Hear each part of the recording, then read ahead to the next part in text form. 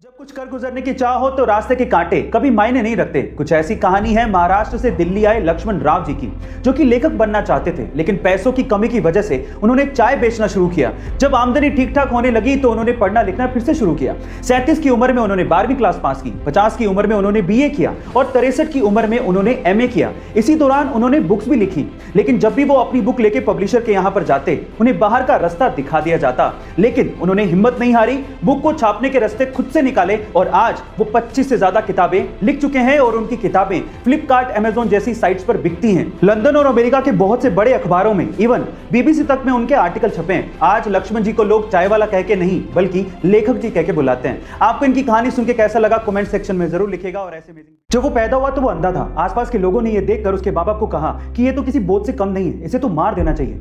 अंधा होने की वजह से बमुश्किल उसे किसी स्कूल में एडमिशन मिला, लेकिन वो पढ़ने में बहुत होशियार था। 10th में 90% मार्क्स बनाने के बाद वो 11th में साइंस लेना चाहता था, लेकिन आंध्रा का कोई भी स्कूल उसे एडमिशन देने को तैयार ही नहीं था।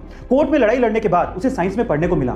12th में अच्छे मार्क्स बनाने के बाद वो IIT में पढ़ना चाहता था, लेकिन इंडिया की कोई भी IIT उसे एडमिशन देने को तैयार नहीं थी। इसके बाद उसने US की नामी यूनिवर्सिटी MIT में अप्लाई किया और वो इंडिया का पहला ऐसा ब्लाइंड स्टूडेंट बना जिसे MIT यूनिवर्सिटी में एडमिशन मिला। इसके बाद वो चाहता तो अच्छी सैलरी पे वहां पे काम कर सकता था, लेकिन वो इंडिया आया और उसने अपने जैसे लोगों को हेल्प करने की सोची। इसके बाद उसने हैदराबाद में बोलांट इंडस्ट्री की स्थापना की और वहां पर दिव्यांग लोगों को नौकरियां भी दी और उन्हें सम्मान से जीना भी सिखाया। गाइस, जिसे लोग बोझ समझते थे, आज वही लड़का 100 करोड़ की कंपनी का मालिक है और अपने जैसे कई लोगों की जिंदगियां बदल रहा है। उनका नाम है श्रीकांत बोला। गाइस, यूके का बर्गर किंग अपने कस्टमर्स को अपने कॉम्पिटिटर मैकडी के यहां ऑर्डर करने के लिए बोल रहा है। और सिर्फ मैकडी नहीं, पिज्जा हट, डोमिनोज और जितने भी छोटे बड़े रेस्टोरेंट्स हैं उन पे अपने ग्राहकों को ऑर्डर करने के लिए रिक्वेस्ट कर रहा है। पर सवाल ये उठता है कि बर्गर किंग, जो कि खुद एक बहुत बड़ी फास्ट फूड की चेन है, वो ऐसा क्यों कर रहा है? देखिए, बर्गर किंग का इस पे कहना है कि उसने भी कभी नहीं सोचा था कि लाइफ में ऐसा कुछ वो लोग कहेंगे, लेकिन करंट सिचुएशन को देखते हुए इन रेस्टोरेंट्स पे जो एम्प्लॉइज काम करते हैं और उनकी फैमिलीज,